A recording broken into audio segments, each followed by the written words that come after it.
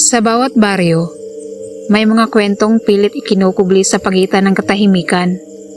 Mga lihim na hindi basta-bastang binubunyag. Lalo na kung ang nakataya ay ang puso at kaluluwa. Ang kwento nating maririnig ngayong gabi ay hango raw sa isang tunay na karanasan. Isinulat at ipinadala ng isang guro mula sa Bicol. Isa itong kwento ng pag-ibig na isinilang sa dilim. At sa dilim din, sinubok ang hangganan nito. Handa ka na ba? Pakinggan mo ang kwento ni Aliana, ang babaeng minahal ang isang nilalang na hindi niya dapat minahal. Dear Chris, isa akong masugid na tagapakinig at tagabasa ng mga kwentong kababalaghan, lalo na yung may halong aswang. Pero nitong isang taon lang, may naranasan akong hindi ko talaga makakalimutan. Isa itong kwentong hindi ko alam kung dapat bang ikatuwa o ikalungkot. Dahil sa dulo ng lahat, pag-ibig pa rin ang nanatiling pinakamalakas kahit sa harap ng tunay na kasamaan.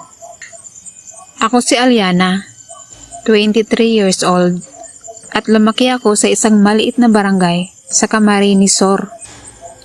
Tahimik ang lugar namin, tipikal na probinsyang napapalibutan ng palayan, punong kahoy at mga lumang bahay.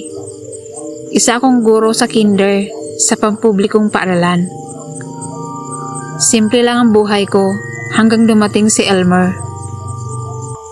Bumalik siya galing Maynila para magpahinga raw muna.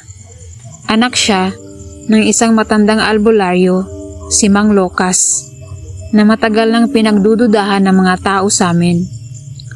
Marami ang nagsasabing may itinatagong sikreto ang pamilya niya. Pero si Elmer, ibang-iba.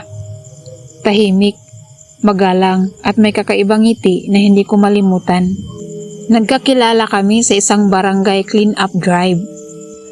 Nag-volunteer siya bilang katuwang sa medical mission. Nagkakwentuhan kami at doon ko nalaman na nurse pala siya sa isang ospital sa Maynila. Pero nag-resign siya dahil pagod na raw siya sa syudad. Hindi ko alam kung paano nagsimula. Pero araw-araw na siyang dumadaan sa school tuwing uwian. Minsan, dinadalhan niya ako ng turon o ginataang bilo-bilo. Minsan, sinusundo niya ako kahit umuulan. At sa bawat araw na lumilipas, unti-unting nahuhulog ang loob ko sa kanya.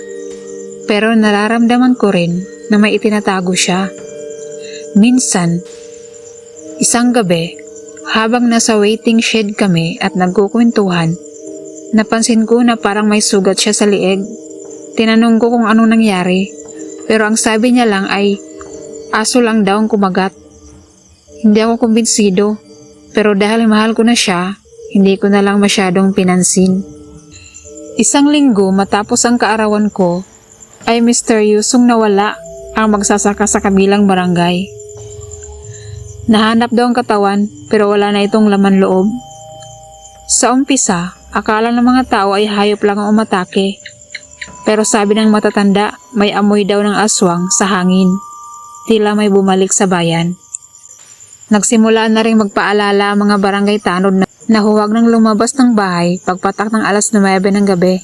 Lalo na raw ang mga buntis at sanggol. Hindi ko alam kung bakit, pero parang biglang lumamig ang pakikitungo ni Elmer. Ilang araw siyang hindi nagpapakita, at nang bumalik siya, nanlilimahid siya.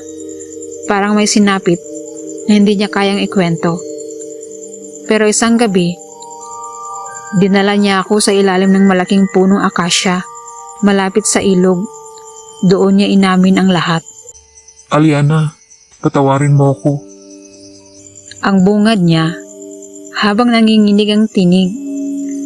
Ang sabi niya, hindi siya simpleng tao. Noong maliit pa siya, isnumpa siya ng isang aswang, matapos ang isang kagat sa gitna ng isang ritual. Pinilit daw ng ama niya na gamutin siya gamit ang mga lumang orasyon, pero hindi raw nito tuluyang napigil ang sumpa. Kaya niya iniwan ng Maynila dahil may muntik na siyang mapatay. Hindi raw niya ginusto ang pagiging ganito, kaya bumalik siya sa probinsya para subukang hanapin ang lunas. Nag-aalbularyo ang ama niya, hindi lang para tumulong, kundi para mahanap ang sagot kung paano niya maililigtas ang anak niya mula sa sumpa.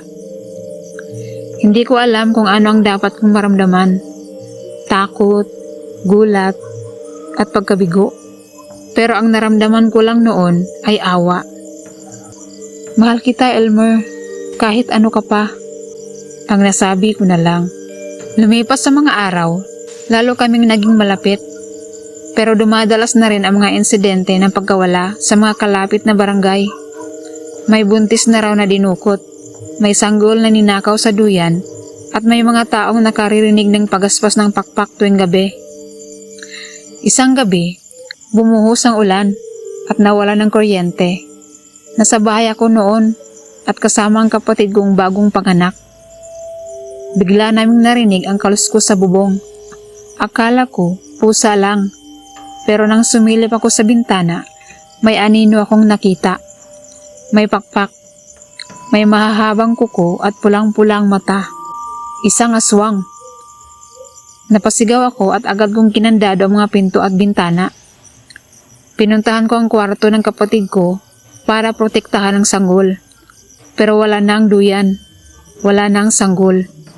Nang bumukas ang pintuan, bumungad si Elmer. Basang-basa, duguan, hawak ang sanggol sa kanyang mga bisig. Habol hininga siya nagsalita. Huwag ka na munang lumabas. Hindi lang ako ang asam dito, Aliana. Ilang sandali lang ay dumating si Mang Lucas. May dala siyang sako ng asin, bawang at mga anting-anting. Doon ko lang napagtanto ang tunay na dahilan kung bakit hindi nila iniiwan ang barangay. Matagal na silang tagabantay laban sa isang matandang angkan ng mga aswang na bumalik matapos ang mahigit 20 taon. At ang pinuno ng mga aswang na yun ay si Aling Rosa, ang matandang hilot na akala namin ay tao. Siya palang reyna ng mga aswang sa aming lugar at gusto niyang mapasama si Elmer sa kanila dahil kahit kalahating tao siya, may dugong aswang pa rin siya. Pinili ni Elmer na labanan ang kanyang lahi. Sa gabing iyon, tinawagan ni Mang Lucas ang ilang albularyong kakilala. Gumawa siya ng bilog gamit ang asin sa bakuran at doon nila inilagay si Elmer. Handa siyang gamitin bilang pain. 12:00 ng gabi, dumating ang mga aswang. 5 nilalang. Lumilipad, may mahahabang dila at matatalim na ngipin. Bumalik ka na sa amin. Dugo mo ang tunay mong tahanan. Pero ang sagot ni Elmer ay isang sigaw. Mas pinili ko ang maging tao dahil dito ko matagpuan ang pag-ibig. Nagsimula ang laban. Nagliyab ang paligid sa lakas ng orasyon. May mga aswang na nasusunog sa asin. May mga sumisigaw habang nahuhulog mula sa ere. Sa gitna ng kaguluhan, biglang tumakbo si Elmer palapit kay Aling Rosa. Bit-bit ang isang matulis na kahoy na may balot na bawang. Sinaksak niya ito sa dibdib ng matanda. Pero bago ito tuluyang mamatay, nahawakan nito si Elmer at kinagat sa liig. Bumagsak silang dalawa. 2 araw pagkatapos ng insidente, inilibing si Elmer sa libingan sa likod ng simbahan. Hindi alam ng mga tao ang buong pangyayari, pero sinabi naming aksidente lang lahat. Sinunog ang katawan ni Aling Rosa at ng iba pang aswang. Si Elmer, inilaban ang kanyang kaluluwa. Sabi ni Mang Lucas, dahil pinili niya ang pag-ibig kaysa kadiliman, maaaring napatawad na siya, marahil ay ligtas na ang kanyang kaluluwa. Hanggang ngayon, tuwing gabi, dumadaan pa rin ako sa ilalim ng punong akasya. Doon kami unang nagkahulihan ng loob, at sa tuwing may ihip ng hangin, parang naririnig ko pa rin ang tinig niya. Mahal kita, Aliana. Kahit kailan, kahit saan. Tapusin ko na po dito ang aking kwento. Sana po ay maibahagi ninyo ito. Maraming salamat sa pagbibigay ng pagkakataon sa mga katulad kong may kwento ng pag-ibig at lagim. Sa huli, hindi laging pananakot ang hatid ng mga nilalang sa dilim. Minsan, dala rin nila ang kwento ng isang pag-ibig na hindi pinili, kundi sinumpa. Sa mundong puno ng hiwaga Ang tanong ay nananatili. Hanggang saan mo kayang mahalin ang isang nilalang na nilikha para manira, hindi para magmahal? Ito po ang kwento ni Aliana at Elmer, isang pagmamahalan na ipinaglaban kahit ang kapalit ay buhay at kaluluwa.